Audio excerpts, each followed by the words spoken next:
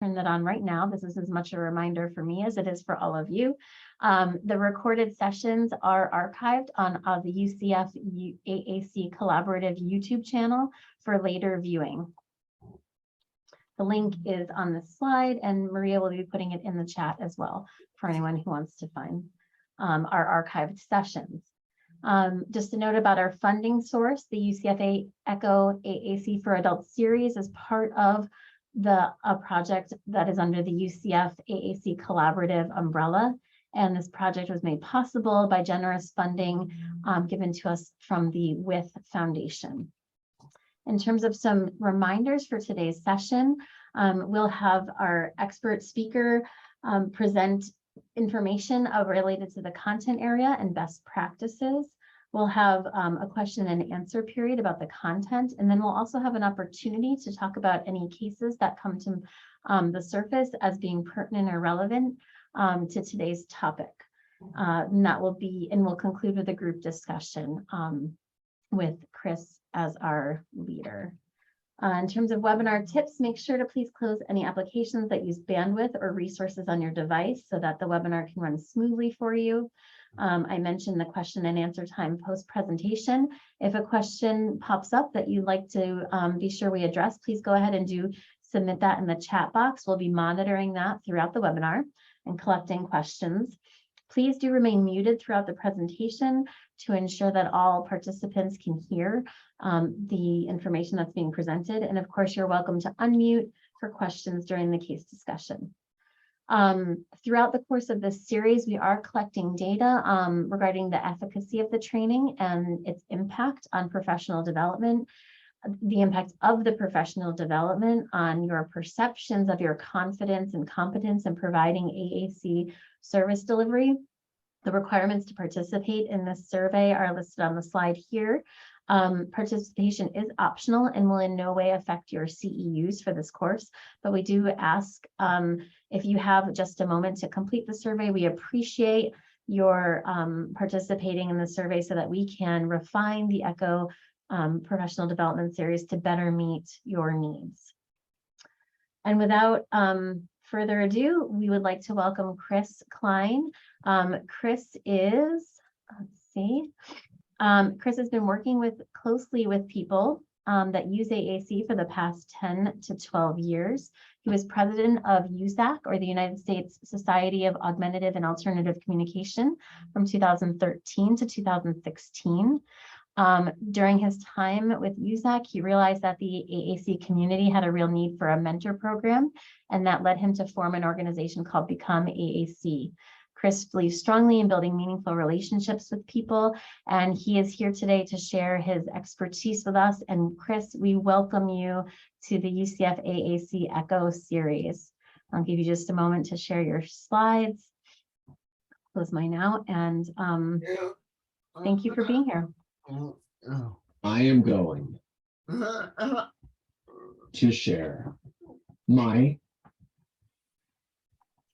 slides.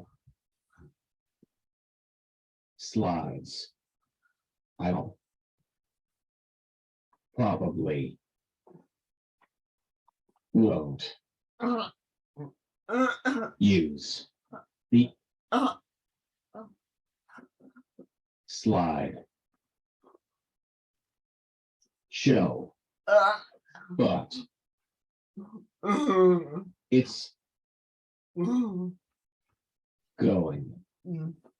work. I am going to share my slides. I'll probably won't use the slideshow, but it's going to work.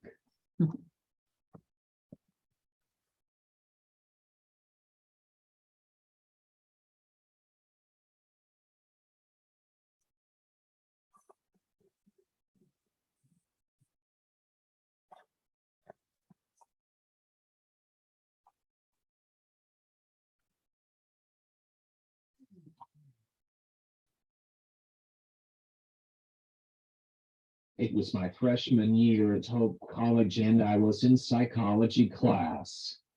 I had met the professor before classes started, but when he asked the first question of the class, he was surprised my foot shot up into the air. He immediately called on me. He waited for me to program my answer, but was amazed that I was willing to put myself out there right away on the first question. He expected a student with a communication disability to be shy. He expected me to be not willing to engage the class because I had a communication device. However, I was ready to engage and I was ready to want to be a part of the class. You are looking at the end goal of what a successful AAC journey looks like. It's giving the individual access to language so that the individual can develop self-advocacy skills. Self-advocacy skills should lead to better education. It should lead to developing all kinds of different relationships. It should lead to employment. It should lead to equality in all areas of life. I am regularly approached by parents and families with the version of the following question. Now that we have obtained or are going to obtain an electronic voice output communication aid for our son or daughter, what should we want from therapists and teachers as a long-term goal for our child? I know my mom felt the same way when my speech language pathologist handed her my first augmentative communication device. Her first thought was, how is he going to use this? What are we going to do with this? This is a common thought process when you are just beginning to use AAC. I tell them that the social use of an AAC device can be more important than its role in a classroom. Participation in class by answering specific questions like, what do we call the middle of a cell? Nucleus can be part of academic life for an augmented communicator. However, answering such questions regularly puts a burden on teachers, therapists, and family members to supply such homework words on a weekly or even daily basis. Such activity also tends to replace learning how to communicate as an interesting person with one's classmates, family, and friends. Another statement made by some parents is even more concerning. I already know what my child needs, so we don't need a communication device. The little child saying words like, you get off, demonstrates that we probably don't know what my child is about to say. Many parents and teachers don't believe people with complex communication needs can achieve adequate language skills. They are defining functional communication as just requesting things or just telling somebody what they need or want. Functional communication is arguing, trash talking, sharing thoughts, sharing feelings, objecting, and a whole lot of other things. There is so much more to communication, but we don't expect a person with a complex communication disability to achieve the language skills that are needed to develop these important self-advocacy skills, which are so important to developing relationships, advocating for education, employment, and community involvement. Social interactions between each other is one of the ways we refine our communication skills as adults. It also plays a major role in our language development as children. In fact, without social interaction, language development would be greatly inhibited. This is why it is so important that a child gets social interaction between all populations. If we think about it, most people are interacting with their child when the baby is still inside the womb. Once the child is born, we are talking to it almost immediately. A child is being socialized from day one, and that is a big contributor of how a child develops language.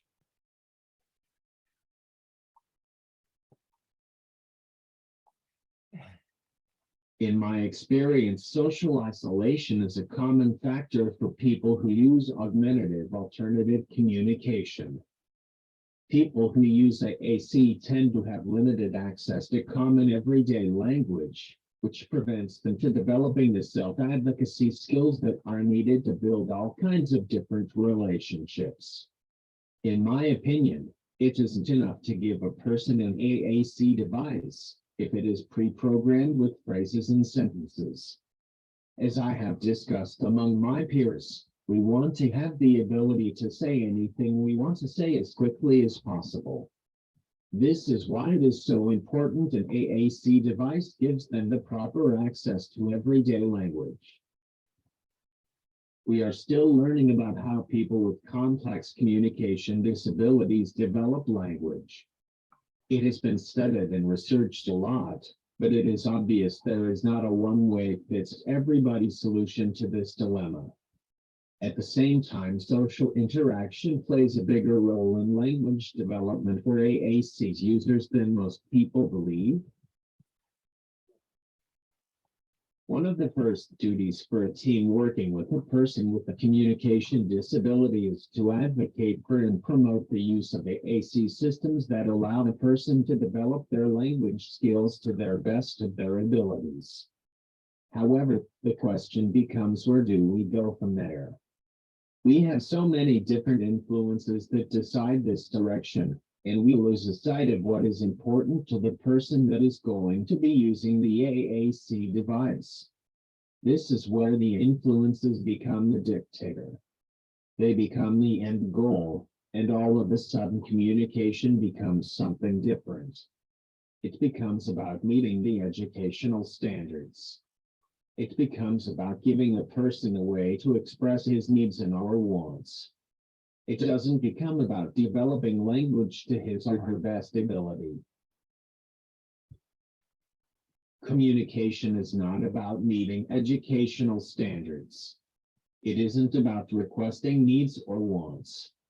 It is about developing language so that the person can build long-lasting relationships. Building relationships is the one area that gets somewhat left out of AAC because it is really hard to measure. However, it is the one area that can affect somebody's life greatly. When we are able to learn how to build relationships, we can learn how to develop other valuable skills. This is why building relationships will enhance a person's life. Life skills are learned, but also communication skills are learned. The first task is to understand that building relationships can't happen without language. People need language in order to have a real, genuine conversation. Thus, it is essential that language is taught. Social skills and language skills develop together, so it is important the individual with the communication disability has the access to everyday language. It is so important we understand we need language to build these relationships. Without language as a tool, a person's ability to communicate is very limited.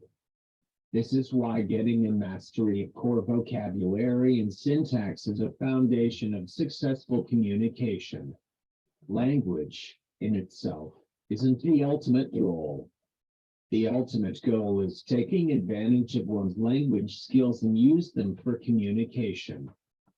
So, let's say you are going out for pizza. What words do you need on your to communication device? Put those in the chat quickly. So let's say you are going out for pizza. What words do you need on your communication device? Put those in the chat quickly.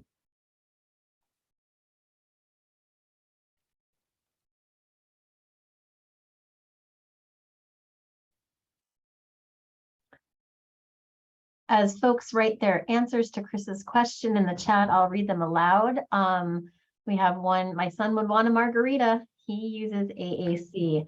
Pepperoni, meat pizza, Hawaiian pizza. Someone else says, can I have a small, medium, or large?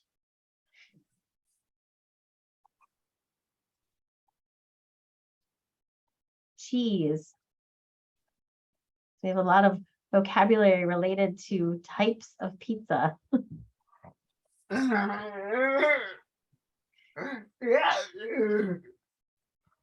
Barbecue chicken. Yes,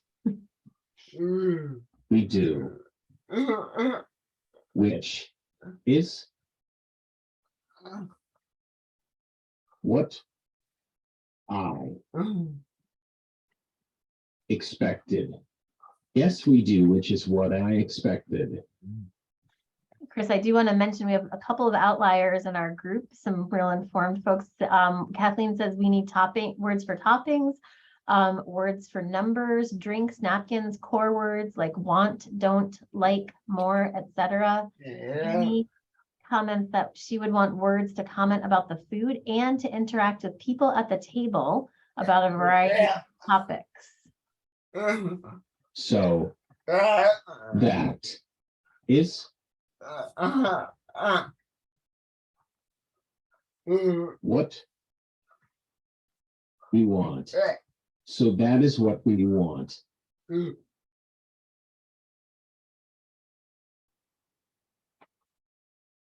question becomes, what are the tools of communication? In 1989, Janice Light defines adequacy of communication as an adequate level of communication skill to function within a certain environment. She states it does not imply a total mastery of the art of communication. I believe this is a good definition of adequate communication, and Light gives us 4 competencies underlying this definition of adequate communication. These 4 competencies are linguistic, operational, social, and strategic. She breaks down these into 2 sections. The first section is labeled as the knowledge and skill and tool use, which includes the linguistic and operational competencies. The second section is labeled by Light as the functional knowledge and judgment in interaction, which includes the social and strategic components. Let's take a look at each of these competencies. The linguistic competency, in my opinion, as an AAC's user, is crucial in developing progress in communication. If you don't have simultaneous access to a broad range of core words, you aren't going to be able to communicate effectively or develop adequate language. One of the most important things to a person that chooses AAC is to communicate to her or his best abilities. We need this linguist component to be there on whatever device he or she decides to use. Janice Light breaks the linguistic component down into 2 sections. A person with AAC has to have a mastery of their native language. A person using AAC also has to develop a way to progress through the linguistic code found in his or her AAC device. The central tool in achieving these 4 competencies for the AAC's user is automatic processing in the micro skills reading, writing, listening, and speaking of language mastery. Mastering language can be viewed as automatic processing concerning what you want to say, having motor plans well mapped out for accessing your communication aid, and strong familiarity with core vocabulary, core syntax, core morphology, and core magnetics. This is why people who use AAC need access to everyday language. Core vocabulary is the 400 words that we use 80% of the time. It is consistent across ages, across environments, and across activities. Extended or fringe vocabulary is typically specific to an individual, but we find more fringe vocabulary on most AAC devices. This causes a twofold problem. First, the person using the device doesn't have enough access to language, which doesn't help her or him develop the language skills they need to build relationships and self-advocacy skills. Second, they don't have access to everyday common vocabulary, which their peers are using every day. Core vocabulary is essential because without it, the person can't develop their language skills. As they are developing their language skills, I believe they are developing their social skills. These two things go hand in hand, and this is why it is important for a speech language pathologist to incorporate activities into their training. While core vocabulary is important, a person needs his or her personal vocabulary too. We call this fringe vocabulary. There is specific vocabulary to everybody, and it is very important to have access to these fringe words. However, I believe this dominates the language in many AAC devices. This is especially true when we are adding specific academic words for every subject. Are we expecting people with communication disabilities to grow their language skills? Are we expecting them to be able to build relationships? Parents, teachers, and speech language pathologists are faced with these two questions. However, the educational standards usually take precedence over any other skills. By doing this, we are giving the student the tools to communicate effectively enough to build on their language skills. I acknowledge some people with a complex communication disability have a language barrier that also hampers their language development. This can make assessing their language skills very difficult. However, if a speech language pathologist doesn't give them access to everyday language on their device, assessing their language skill is more difficult. I am speaking from personal experience because I was born with cerebral palsy and I have a complex communication disability. I remember how frustrating it was trying to express myself without being able to just say the words you want to say. I felt like I was trapped inside myself, and this feeling was overwhelming. I understood everything that was happening around me, but I couldn't show anybody because I didn't have access to everyday language. Communication rate became an important aspect of my life at a very young age. It was frustrating for me trying to play a guessing game with my family. Every time I wanted or needed something, the guessing game began. At times, I became so frustrated that I would curl up in a ball and cry. Nobody could understand me, even after I tried to point and gesture to the object that I wanted or needed. For myself, it was very frustrating, yet it was even more frustrating for my communication partner. They didn't know what I needed or wanted, so they were equally as frustrated. This is where my school speech language pathologist gave us a picture board to solve the problem of communication. It had pictures of the bathroom, a mom, a dad, a way to say I love you, I want a drink, and those types of things. It did solve a little of the frustration, but I was a child that wanted to say more than that. I had other things that I wanted to say, and I couldn't do it with a picture board. Communication with a picture board and gestures wasn't enough for me, but how would they ever know that? I couldn't exactly tell them what was happening in my mind, so I tried to communicate with what I had and what I knew. Judy Gardner, my speech language pathologist, gave me my first AAC device when I was 6 years old. It was called the Hand Voice 110. You can Google that because it's probably in a museum somewhere.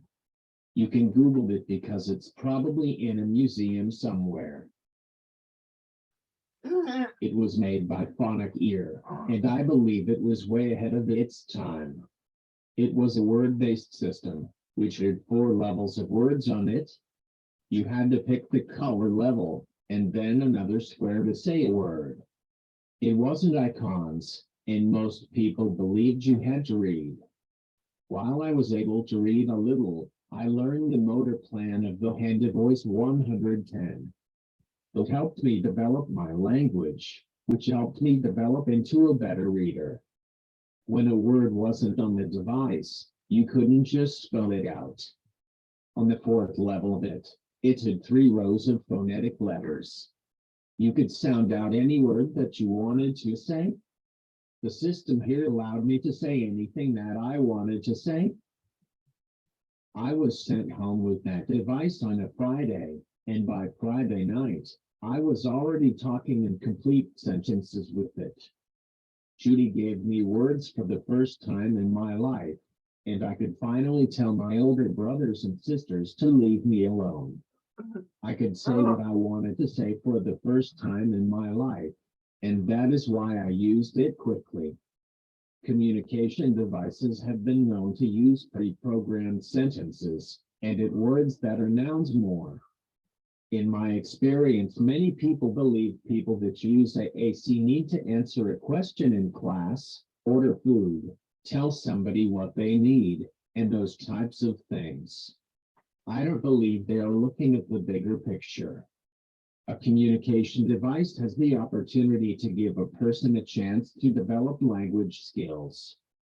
By being able to develop language skills, it gives the person a chance to build relationships. In order for the communication device to do that, it has to give the person the chance to say anything he or she wants to say. The idea of a communication device is to have conversations with people. In order to have conversations with people, the person needs access to everyday language on his or her device. This allows the person to learn language while the person is learning how to communicate. It allows the person to go through the stages of language development, which allows them to build upon their vocabulary. Yet, the most important aspect is it allows the person to build and develop the long-lasting relationships that we all desire. We have all different kinds of relationships that we need to build. We have family relationships. This is our starting point.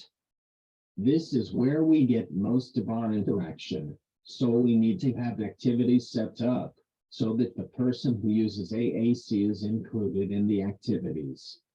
These social interactions will develop their language skills. It is going to help them get mastery of everyday vocabulary.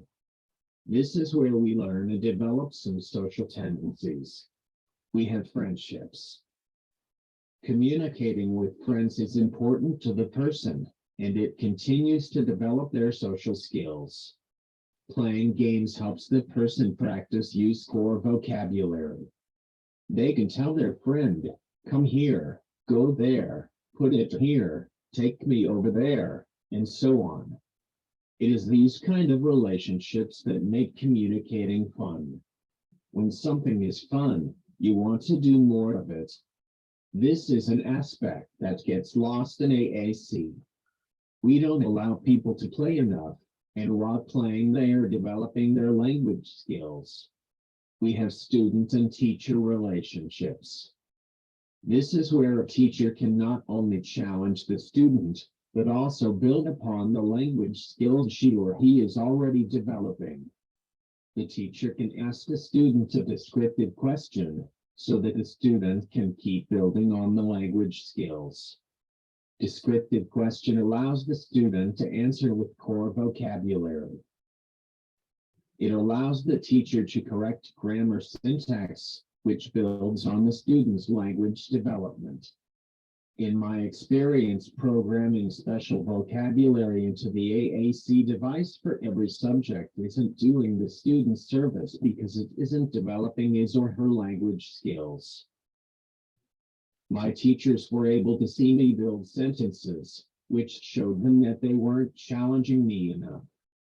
They were able to correct my grammar and syntax, which allowed me to grow in my language skills. This helped everybody to assess my language skills. I was put in special education, but once I was able to express myself properly, they were able to see that I needed to be challenged. My IEP team decided I had to be mainstreamed in 1980. I started with show and tell. It went well, so they mainstreamed me for math in second grade. I surpassed all of the expectations. So I was fully mainstreamed in the regular classroom starting in third grade. While I was fully mainstreamed, we were always fighting the system. My home school district decided that they couldn't accommodate me for my needs, so they decided to bus me 30 minutes to another school. Back in 1980, they were able to make that decision back then. We were always fighting for me every year. The teachers taught me like all of their other students, giving me a chance to answer their descriptive questions about the subject. We had a word of the day contest, which we would have to define. Whoever defined it correctly first received a prize for that day. This was to help build onto our ever-expanding vocabulary, but also help us build our language skills by having us describe the word instead of just naming it. This was the key to my success because if I don't have the same opportunities to learn, I am going to be far behind my classmates. I don't remember one time programming homework words into my device. My teachers asked me descriptive questions. What is photosynthesis? I was able to answer, it is the process of how plants use the sun and light to make food. I was learning about what photosynthesis was, but I learned how to describe it with the everyday language. It is important to build onto a person's vocabulary with these educational vocabulary words. However, we don't have to program these words into their device.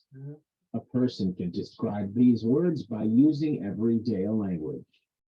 This is better for him or her because the parent, teacher, or student aid can correct syntax and grammar.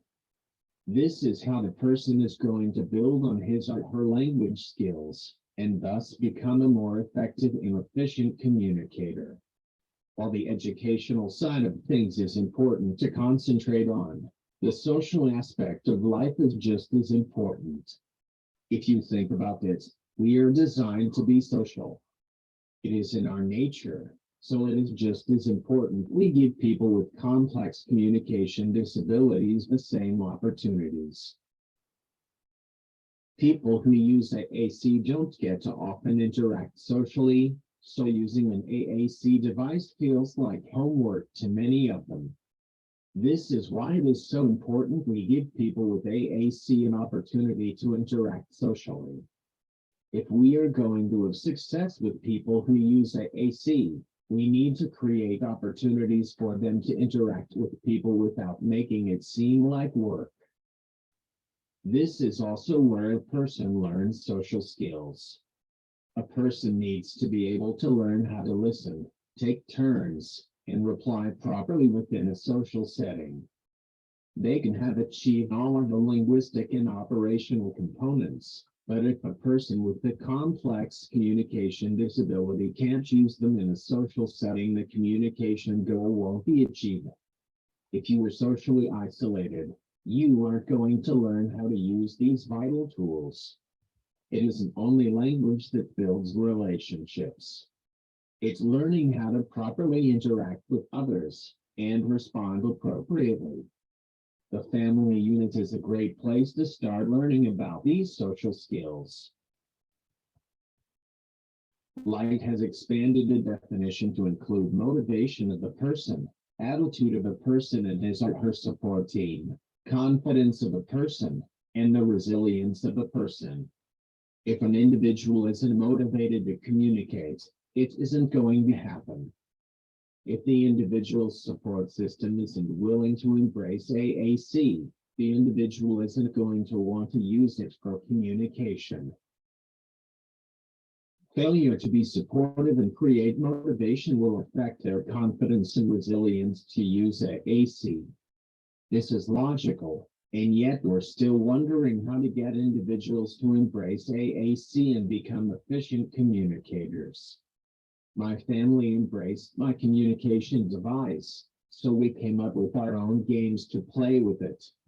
We played a lot of Uno, Monopoly, and other board games. I had to say things like pick up that card or move my guy over there, and so on.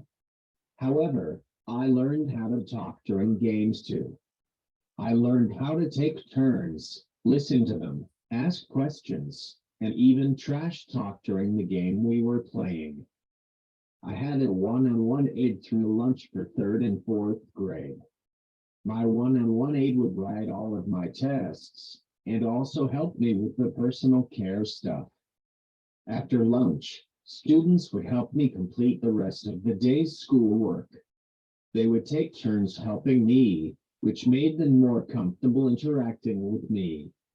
These interactions soon developed into friendships.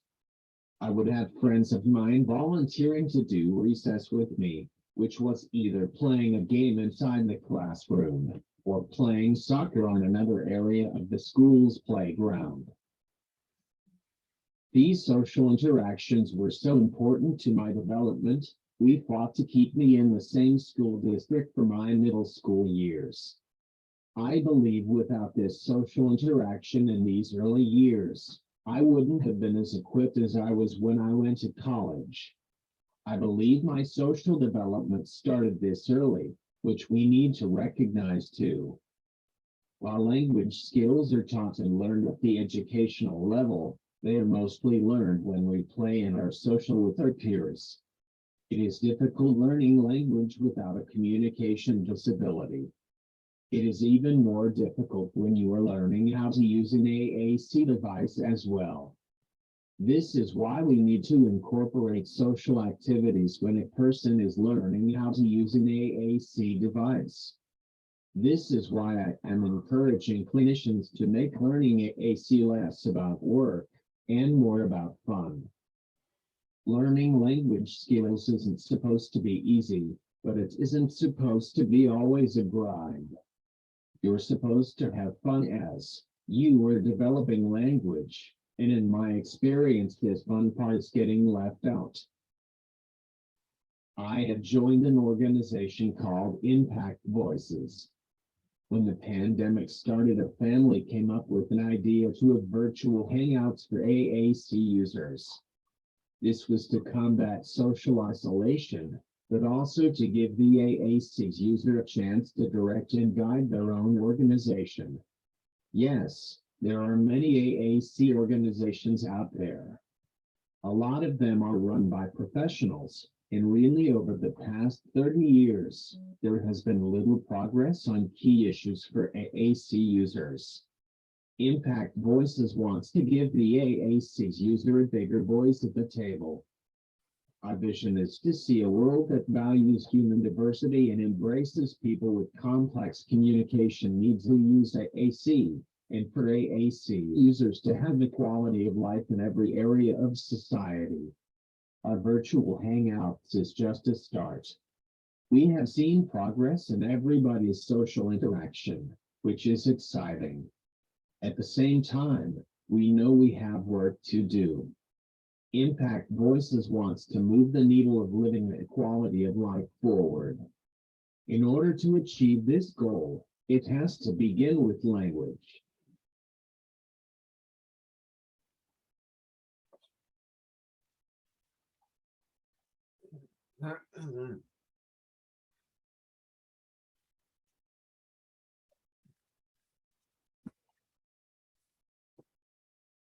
Thank you for that fabulous presentation, Chris. You've sort of sparked so many thoughts for me personally, but I wanted to give the audience an opportunity to talk with you directly about questions that they might have or to share experiences they might have and get your insight on those. So I'll turn it over to our audience right now. Feel free to unmute yourself and ask questions, or also feel free to put them in the chat.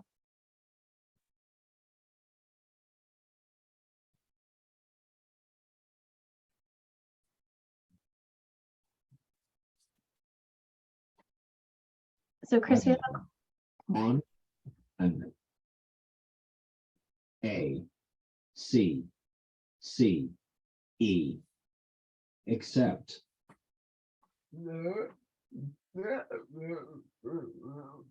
N, T, 1, 0, 0, 0. I am using Unity 1, 2, 8. I am on an accent 1000. I am using Unity 128.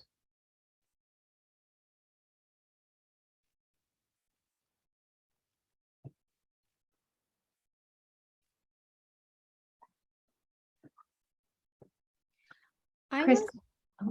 I'm so sorry, Kathleen. Go right ahead. Okay.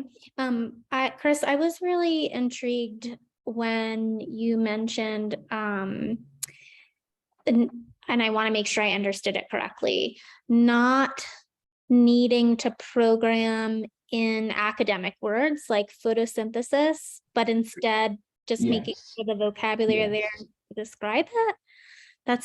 That kind of blew my mind a little bit. I would think you might want to have both the word and the description.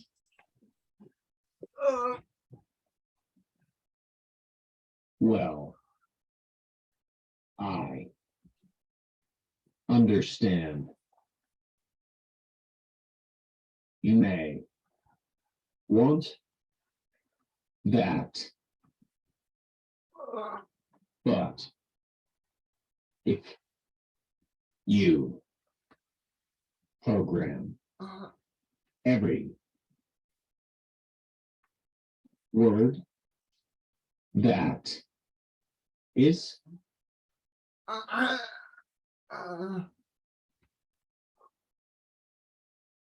A, X, C, A, academic, you are going to run out, up, room,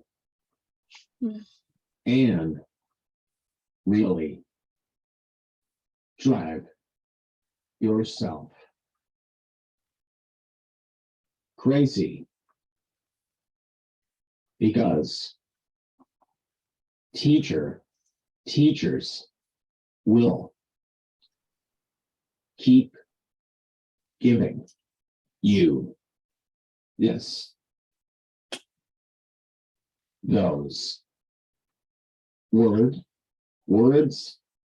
Well, I understand you may want that, but if you program every word that is academic, you are going to run out of room and really drive yourself crazy, because teachers will keep giving you those words. Yeah, that makes sense. There's a number of them. Yeah. So I am trying to change back from where we are now to where we were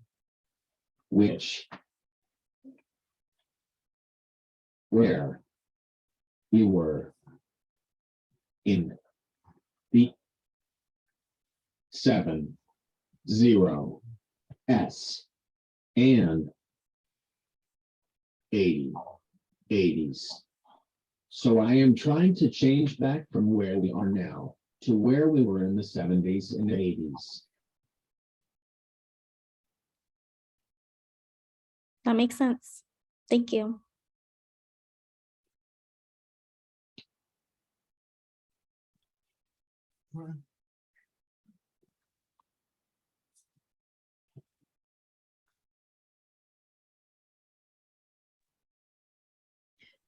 Any Chris, more questions? Any more questions?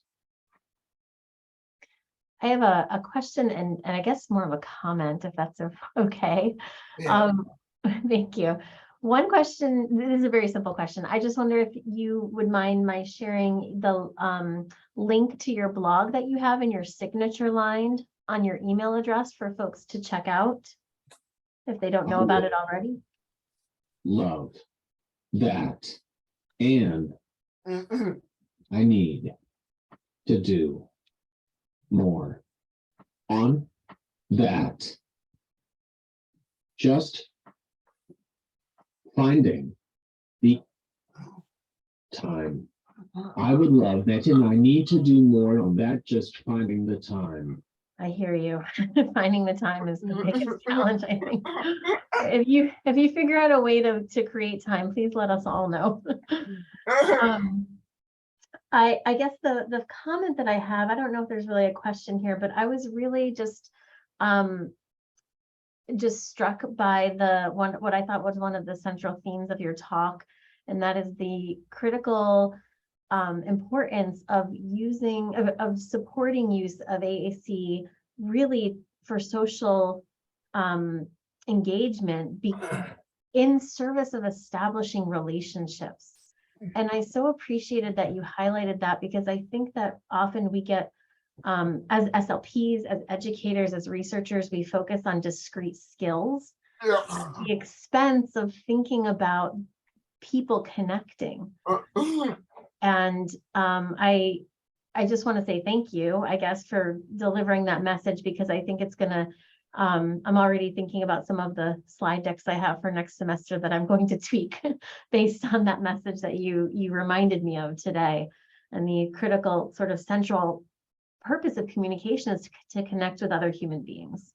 So no question, just a reflection. And really, you're right. That is left out of the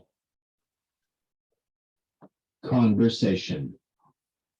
And really, that is why we communicate. And really, you're right. That is left out of the conversation. And really, that is why we communicate. Yeah, it's at the heart of everything. And you referenced it's at the beginning of communication. This is what we do as babies with our caregivers. And it's something that we, I guess, have to really be mindful of throughout the whole course of life. Julie, I wrote down the same thing, like it just really struck me to say that the goal is not language. The idea is through developing language, you give a person the opportunity to develop relationships. And that's really the goal, which is such a kind of like duh, but also I think it's so easy to not keep that top of mind for so many of us. So it was really great for me to hear that reminder. I wonder, Chris, if in follow-up to these comments, you might share with the group about impact voices. And I see that as an opportunity for folks to establish connections and maintain relationships among the group.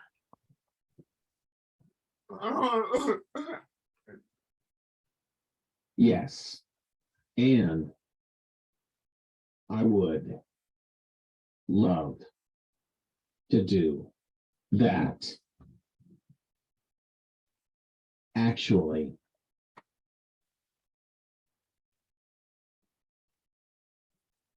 we just had our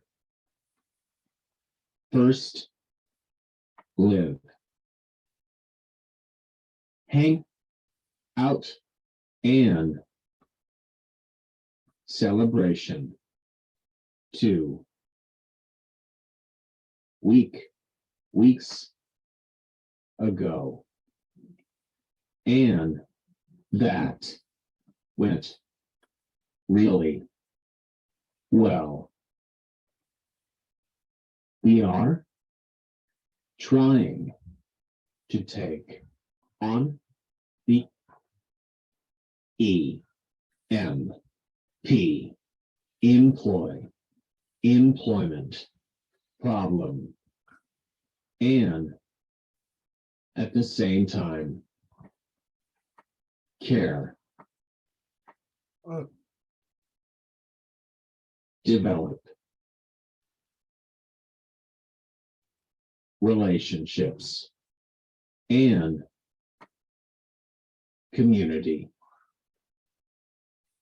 within the AAC community, and really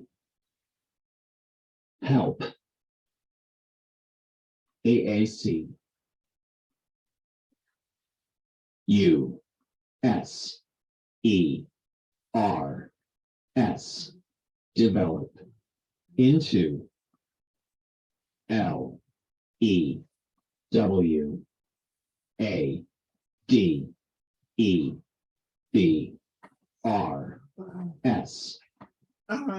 LEWADEBRS leaders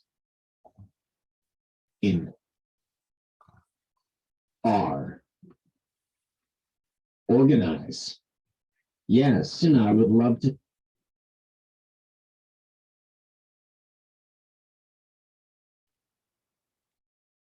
But as well as in their community. Yes, and I would love to do that. Actually, we just had our first Live Hangouts and celebration 2 weeks ago, and that went really well. We are trying to take on the employment problem and at the same time develop relationships and community within the AAC community and really help AAC's users develop into leaders in their organization, but as well as in their community.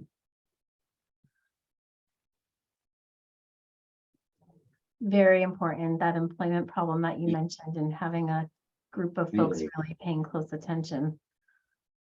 Want the AAC USERS use to be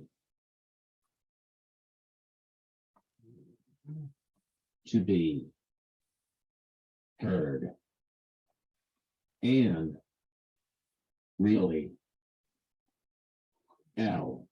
LEA leading the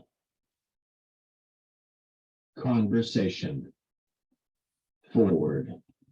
We really want the AAC users to be heard and really leading the conversation forward.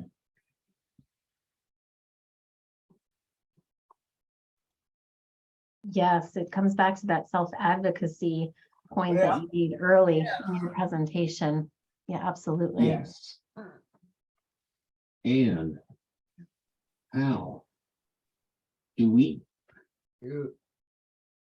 develop more Chris Kleins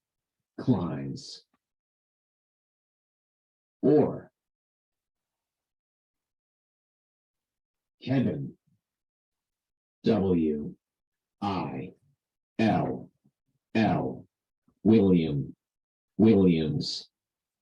Williams or Lance's. Yeah. Yes, and how do we develop more Chris Kleins or Kevin Williams or Lance's?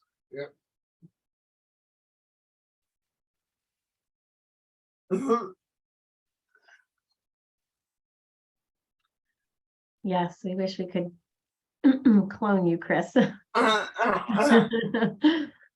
was one question from in the chat that I want to make sure we didn't overlook. It's a bit of a topic shift, but related to this idea of finding good reasons to use AAC. One of our audience members has asked, what is your recommendation for adults with autism who need to find motivation for expanding their AAC use and fun? Yeah. And that is not a one answer thing. Everybody is going to be different about what MOTI motivates them up. For me, it was talking about sports and that stuff. You really, have to develop a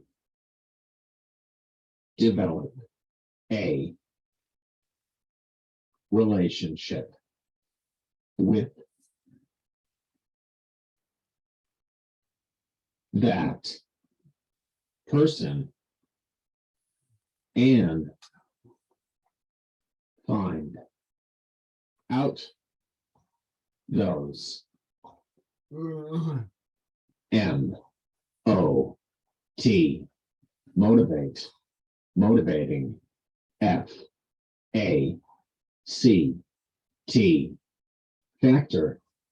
factors and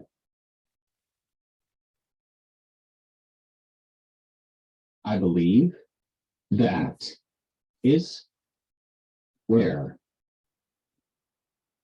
impact voices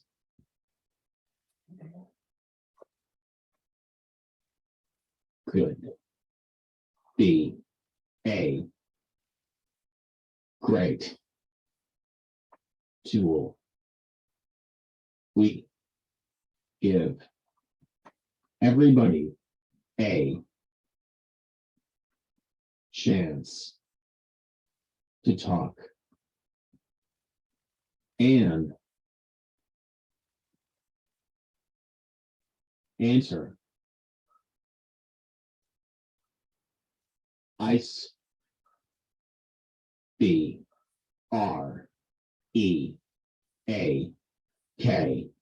BREAKER questions.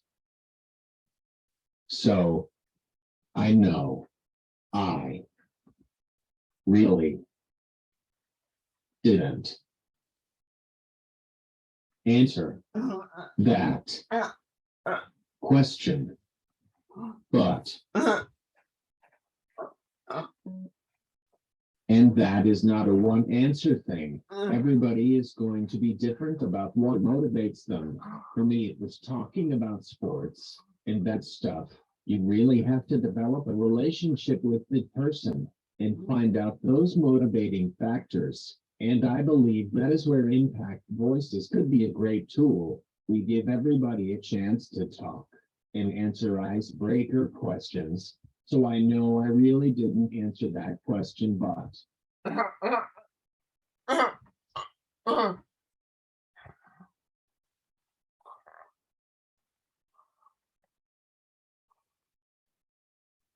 I think you got us there, Chris, and definitely thinking about the use of icebreaker questions is really a nice strategy, especially when we're talking about having conversations with Yes. adults. yes, Um, something like that. Or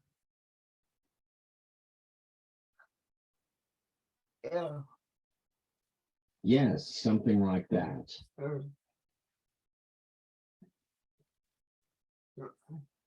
So in the spirit of an icebreaker question, Linda would like to know, who is your favorite sports team?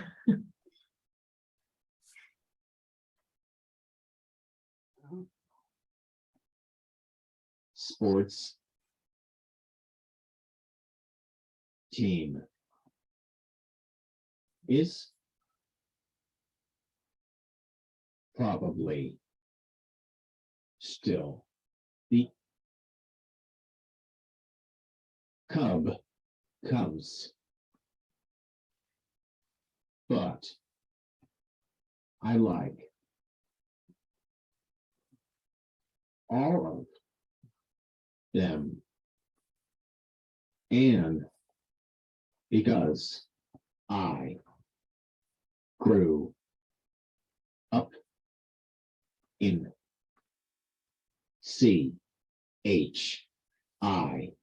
Chicago, I'm still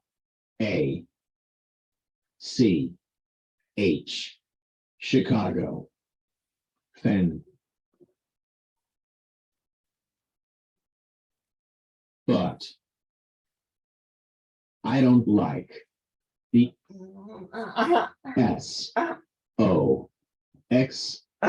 sports team is probably still the Cubs, but I like all of them. And because I grew up in Chicago, I'm still a Chicago fan, but I don't like the Sox.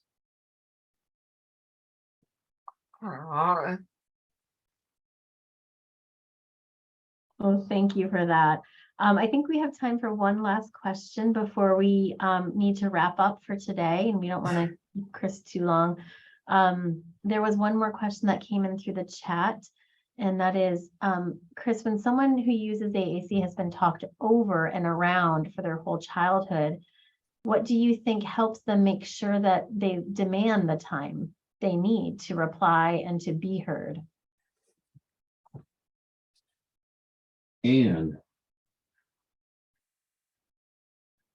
I love this question. And I have been trying to teach AAC USERS.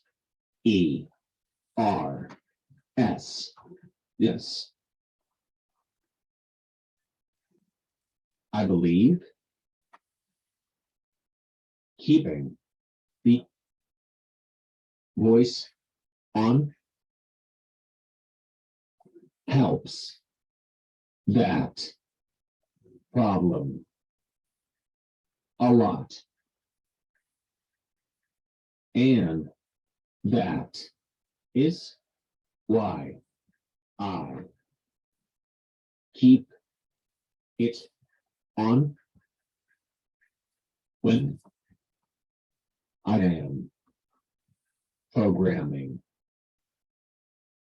something myself. I also think they have to learn how to use every tool that they have. Body language and all of that. So it is learning and just trying to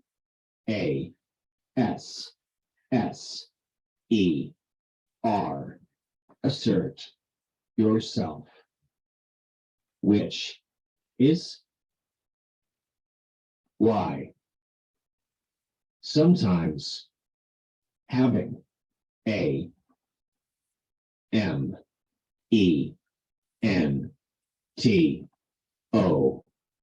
mentor is important. Yep. And I love this question and I have been trying to teach AAC users this. I believe keeping the voice on helps the problem a lot, and that is why I keep it on when I am programming something myself. I also think they have to learn how to use every tool that they have, body language and all of that. So it is learning and just trying to assert yourself, which is why sometimes having a mentor is important. Yeah.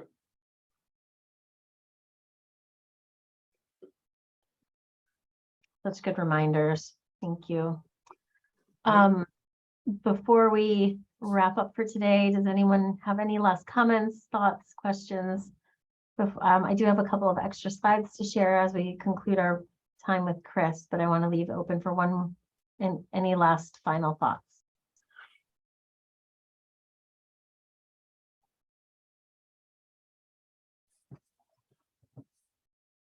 Okay, well, thank you, Chris. Thank you for your patience. With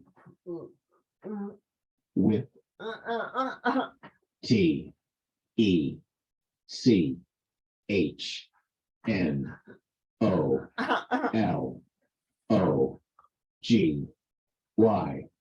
Thank you for your patience with technology.